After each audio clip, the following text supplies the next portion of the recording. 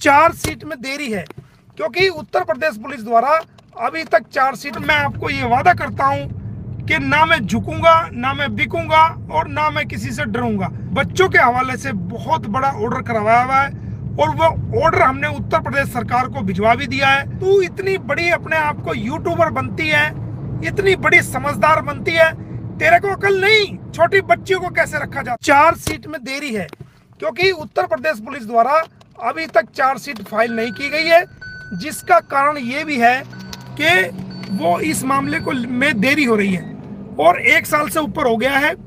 आप देखिए कि अभी तक उसके अंदर चार्जशीट पेश नहीं की गई है। तो ये भी एक बहुत बड़ा कारण है।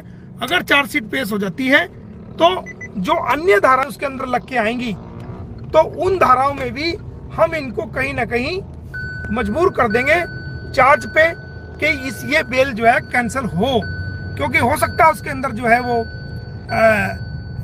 जांच करने पर दूसरी धाराएं, बड़ी धाराएं उसके अंदर लगे और वो सेशन कोर्ट में इसको जाना पड़े। हम बख्शेंगे एक को भी नहीं, ये मोमिन मलिक का वादा है। अगर नाक से चने नहीं चबवा दिए तो मैं अपने बाप की औलाद नहीं। आने वाले समय में अगर मैंने इनको, जितने भी लोग जिनका हम मुकाबला कर रहे हैं कानूनी रूप से, अगर खून के आंसू ना रुला दिया, इनको नाकों में चने ना चबा दिए तो मोमिन मलिक भी अपने बाप की औलाद नहीं। ये आपको वादा है। मरते दम तक भी जो है ना इन लोगों को बख्शूंगा नहीं। इनको ऐसा कानूनी मजा चखाऊंगा कि इनको नानी याद आ जाएगी, इनको पता लग जाएगा कि सच क्या है और झूठ क्या है। ये लड़ाई सत्य की लड़ाई है और ये लड़ाई झूठ की लड़ाई है। ये इंसानियत की लड़ाई है और दोस्तों ये हैवानियत की लड़ाई है, ये झूठ की लड़ाई है और ये सच की लड़ाई है। तो इसमें आप सभी लड़ रहे हैं, मैं अकेला नहीं हूं, आप सब लोग हैं और मैं मजबूती से लड़ रहा हूं। और मैं आपको ये वादा करता हूं कि ना मैं झुकूंगा, ना मैं बिकूंगा और ना मैं किसी से डरूंगा। जैसे मेरे अपने बच्चे हैं वैसे ही गुलाम हैदर के बच्चों को मैं मानता हूं और उनके लिए मैं ऐसे ही कोशिश कर रहा हूं जैसे मेरे खुद के बच्चे फंसे कहीं हुए हों, और उसी दर्द को महसूस करके मैं गुलाम हैदर के साथ हूं। और ये मैं बता रहा हूं कि इस केस को हम जीतेंगे और इन बच्चों को हम गुलाम हैदर को दिलवाएंगे। बच्चों के हवाले से बहुत बड़ा ऑर्डर करवाया हुआ है और वो ऑर्डर हमने उत्तर प्रदेश सरकार को भिजवा भी दिया है और उसमें बहुत जल्द बड़ी कार्रवाई आप सबके सामने होगी और आपको टीवी और चैनलों के माध्यम से ये खबर मिलेगी कि ये क्या हो गया। मैं भी आपको नहीं बताऊंगा और बताओ, ठीक है, बल्कि मुझे भी टीवी और चैनलों के माध्यम से ये खबर मिलेगी कि हाँ ऐसा हो गया।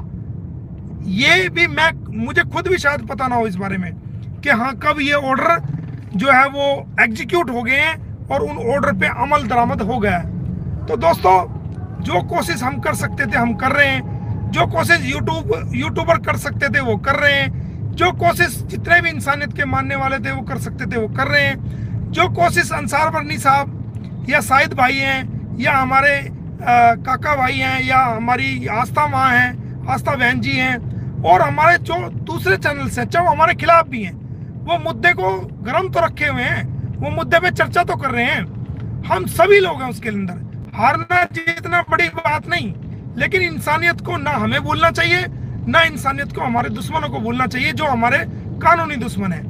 सीमा हैदर को शर्म दिलाता हूँ कि सीमा हैदर तू इतनी बड़ी अपने आप को यूट्यूबर बनती है, इतनी बड़ी समझदार बनती है, तेरे को अकल नहीं, छोटी बच्चियों को कैसे रखा जाता है, तेरे को तमीज नहीं कि कैसे बच्चियों को ढक ओढ़ पैर के रखा जाता है। तुझे इस बात की तमीज नहीं कि छोटी बच्चियां कभी भी अंडरगारमेंट्स के बगैर नहीं रखनी चाहिए। तेरे को शर्म आनी चाहिए। तेरी वजह से अगर तू ये लापरवाही ना करती तो तेरी वजह से ये वीडियो वायरल ना होती और तेरी वजह से उन बच्चों पे उंगली ना उठती और तेरी वजह से जो है ना ये वीडियो ना बनती और वो समाज के अंदर डिस्कशन का या मेरे गलत कहने का या ठीक कहने का वो मौका मुझे ना मिलता। तो तुझे इतनी तक अकल नहीं, तुझे भी इतनी तमीज होनी चाहिए कि अपने बच्चों को तू सुबह उठाती होगी, खाना खिलाती होगी, उसको नहलाती होगी, उसको कपड़े पहनाती होगी, फिर तेरी अकल कहाँ चली गई थी? तुझे उन बच्चों को प्रॉपर ड्रेस पहनानी चाहिए। तूने ऐसा मौका क्यों दिया कि लोग उंगली उठाएं? इसकी जिम्मेदार तू खुद है। समाज को तो मौका चाहिए, समाज को मौका चाहिए, और समाज तलकी के तू रूप में भी और तुझे सबक सिखाने के रूप में भी अपनी बात रख सकता है। समाज का अपना अलग अलग सोच के लोग हैं, लेकिन तूने ऐसा मौका क्यों दिया? मैं इसके लिए तुझे जिम्मेदार ठहराता हूं।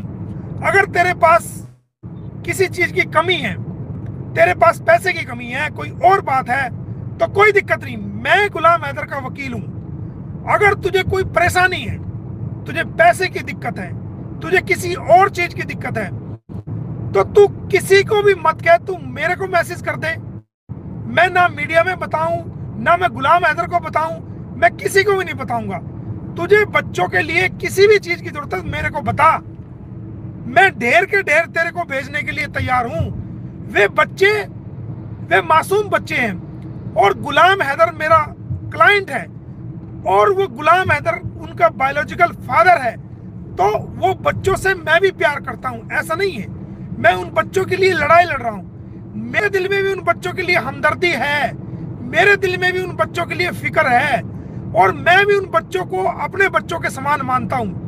अगर उनको कोई कमी बेसी तुझे आती है, कोई तेरे पास पैसे नहीं है, ये कोई नाक का मसला नहीं, कोई इज्जत का मसला नहीं, कोई रेपुटेशन का मसला नहीं कि मैं मोमिन मलिक को कहूंगी तो मेरी बेइज्जती हो जाएगी। नहीं, ऐसा नहीं है। वे बच्चे मेरे बच्चों के समान हैं, मैं उनकी हर इच्छा पूरी करने के लिए तैयार हूं। बच्चों पर तू माँ है, ठीक है, तूने गलती की, तू बॉर्डर क्रॉस करके आई और इलीगल रिलेशन में रह रही है, पूरी दुनिया में तू थू करवा रही है। इनकी जो जिम्मेदार है सीमा हैदर, वो तू खुद है। तूने बच्चों का ख्याल नहीं रखा। तू कैसी माँ है रे? तूने अपने बच्चों का ख्याल रखना चाहिए। हर टाइम कहाँ तेरे बच्चे जा रहे हैं, छत पे जा रहे हैं, पड़ोस में जा रहे हैं, क्या कर रहे हैं, क्या नहीं कर रहे। आज का टाइम नहीं है। सचिन है, सचिन घर में रह रहा है, तू इलीगल रिलेशन में है, अभी तक तेरी कोई उसके साथ लीगल कानून की नजर में कोई मैरिज नहीं हुई, और कोर्ट में हमने केस डाला हुआ है। हम उसमें कोर्ट में प्रूव करेंगे और तुझको हराएंगे और सचिन को भी हराएंगे, और कोर्ट खुद इस बात की से ये फैसला आएगा कि तू इलीगल रिलेशन में है, तेरी कोई उसके साथ शादी नहीं हुई। ये मैं आपको वादा कर रहा हूं। हम इतनी मेहनत करेंगे केस में, लेकिन जब तक वे बच्चे तेरे पास हैं और उन बच्चों का भी कोई फैसला नहीं होता है, वो बच्चे सोए नहीं जाते हैं, या रिपेट्रिएट नहीं होते हैं, या डिपोर्ट नहीं होते हैं, तब तक तेरी डबल जिम्मेदारी है। एक बाप की भी गुलाम हैदर का जो हक बनता था, एक बायोलॉजिकल फादर की भी तेरी जिम्मेदारी है, और एक जो है एक माँ की भी तेरी जिम्मेदारी है। गुलाम हैदर भारत आएगा या नहीं आएगा, जैसे कि सवाल लोग कर रहे हैं कि गुलाम हैदर भारत आएगा कि नहीं आएगा, तो ये मैं आपको बता दूं कि भारत की सरकार,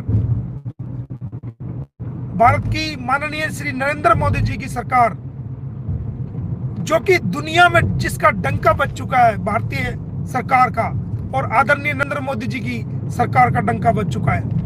भारत की सरकार ने कभी भी जायज काम के लिए किसी का कोई वीजा नहीं रोका है। आज तक का रिकॉर्ड है कि किसी भी पाकिस्तानी व्यक्ति का अगर भारत में कोई जायज काम है, कोई कोर्ट का काम है, कोई कचहरी का काम है, कोई ऐसा लिटिगेशन कोर्ट में चल रही है, तो वो सरकार ने कभी भी किसी भी कीमत पर जो है वो किसी का काम भारत सरकार ने नहीं रोका है।